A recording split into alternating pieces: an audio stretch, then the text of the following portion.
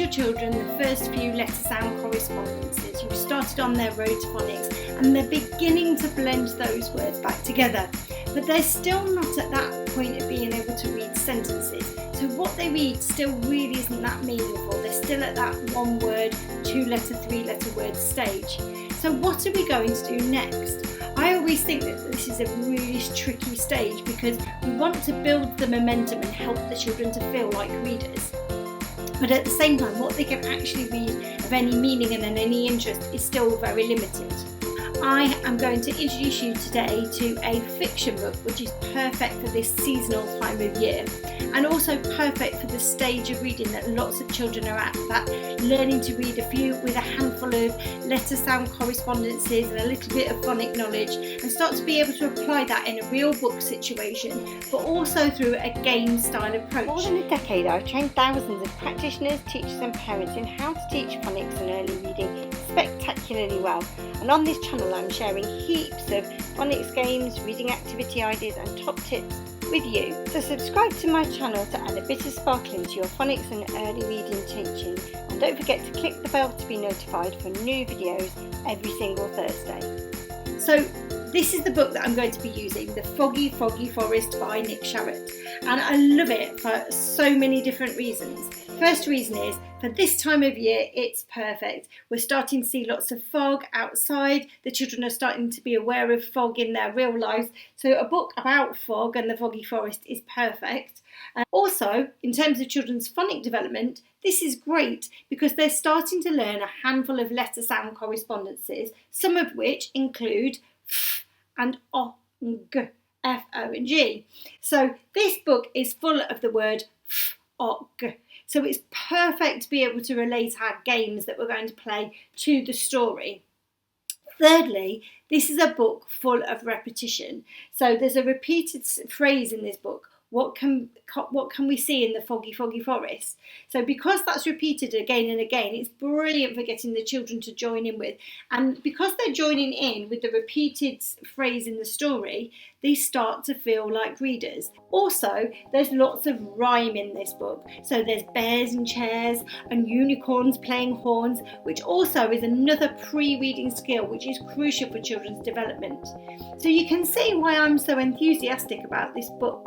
So here's the book, The Foggy Forest by Nick Sharratt. And as you can see, the pictures are brilliant because they hide things. There's layers of things in the foggy forest. And it's brilliant for children's visual discrimination, sparks a conversation. What could this be in the shadows? So what can this be in the foggy forest? A little elf all by himself? What can this be in the foggy forest? 3 brown bears in picnic chairs. What can this be in the foggy forest? A fairy queen on a trampoline. What could this be in the foggy forest? A unicorn blowing a horn. So you can see this is the pattern of the language. So what can this be in the foggy forest is a brilliant sentence for a number of reasons. It's repetitive, so the children learn it off by heart. So by doing that, it builds their confidence, makes them feel like they're readers. And also foggy forest is brilliant for speech development and for getting that idea of alliteration. There's plenty of rhyme in here as well. So this is brilliant on all levels, not least because it's brilliant for all those pre-reading skills that we develop in phase 1 of letters and sounds. So let's think about the element of teaching the children to read the words. Now we know in this book, The Foggy Forest, that actually there's lots of words like what, forest, this, foggy, that the children won't be able to read yet. We know that because we know that we've not taught them and they haven't learned the letter sound correspondences to be able to read those words. But my absolute favourite thing is to take a classic text like this and then create an activity or a game which the children can play and engage with an adult first and then on their own, which relates to the story but enables them to play with the reading element and actually be able to read the words that they're playing with. So let's have a look at an example of that. So this is what we need for our Foggy Forest word reading game. We need some pictures, and they need to be pictures of words that the children already know letter sound correspondences for. So for example, if the children know C, A and T, at, then a picture of a cat is fabulous. If the children know L, O and G, log, then a log is a perfect picture to include. If they know pen, then again, pen's perfect to include. If we haven't taught the children the H making a sound for at, then that might not be such a great picture to use. We only really want to be using pictures for this game that include all of the letter sound correspondences that the children use. Now, I have used clip art pictures here, but you could use any that you print off of the internet. There's loads and loads of different CVC words, consonant, vowel, consonant words, phase 2 picture cards that you can use. Any will do perfectly well for this. And what we're going to do is we're going to cover the pictures over with some fog in a minute and make them disappear. But before we do that with the children, we just need to make sure that they can recognise that these pictures, these words, are made up of sounds. So before we hide the objects, we're going to go through them with the children, look at the picture cards and segment the picture into sounds. So for example, k, at, cat, good job, pen, duck, at, rat, log, at, hat. And once we've done that, we're going to hide all of our objects under the fog. This greaseproof paper here is making our foggy forest. To make sure all of our objects are covered by the fog there. Okay, before we play the game then, before we actually do any reading ourselves, we're going to make sure that the children know and can read the words that are going to be in our sentences. So we're going to do this all together. So you can see straight away we're checking that they know the objects, we're checking that they recognise that the objects are made up of sounds, we've had a go at orally blending and segmenting those words before we've hidden them, and now we're going to practice using our phonics strategies to be able to read these words before we play the game all together. So the first word is fog,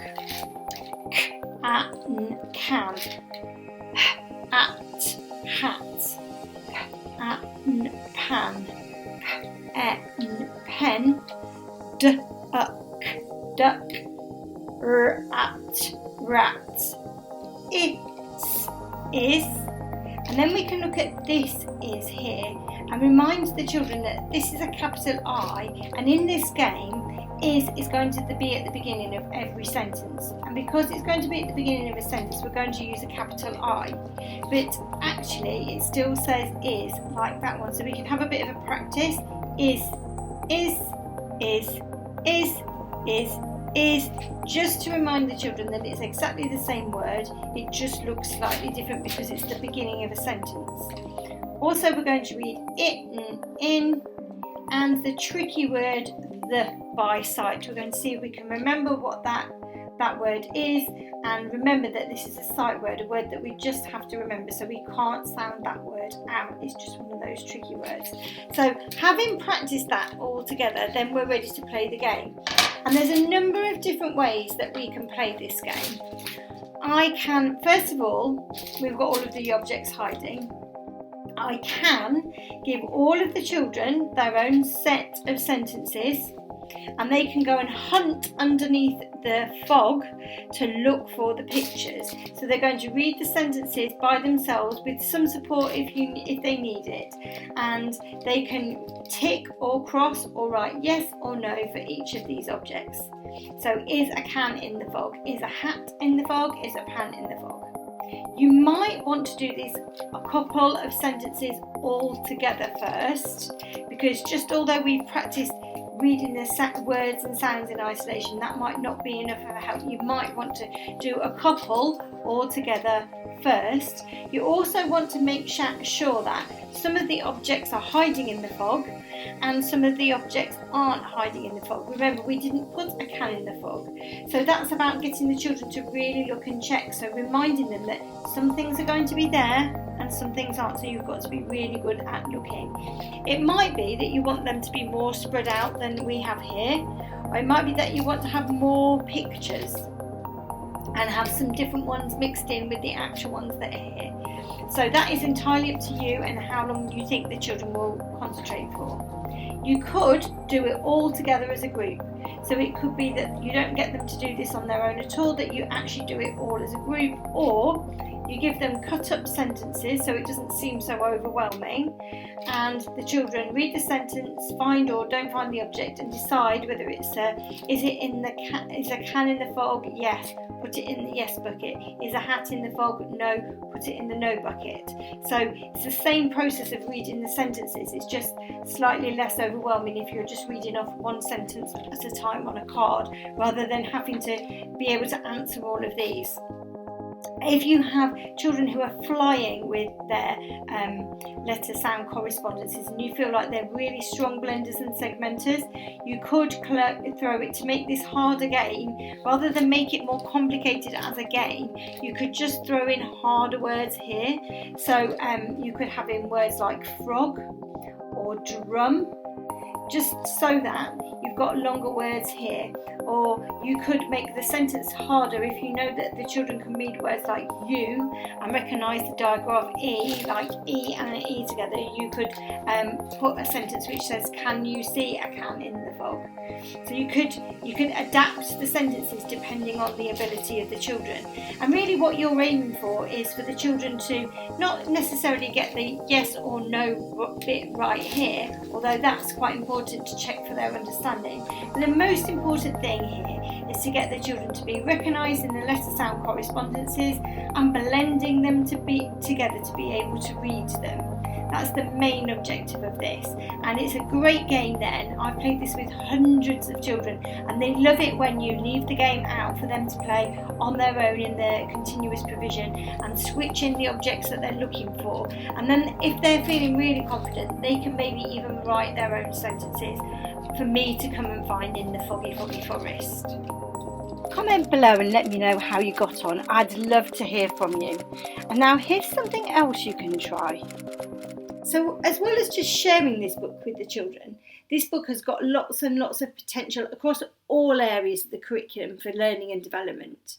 So for example, introducing the children to silhouettes and shadows using torches and playing around with torches in dark dens, talking about fog and what causes fog, mixing and painting with different shades of grey to paint our own pictures, or drawing our own shadow pictures or silhouettes using lamps or light boxes.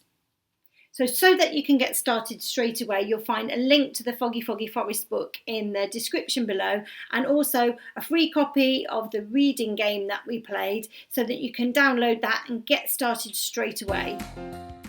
And if you want a bit more inspiration, check out this video for lots of rhyming games to make rhyming easier for your children, or this film that's got lots of inspiration for fast phonics games that you can play easily with your class as part of your daily phonics teaching.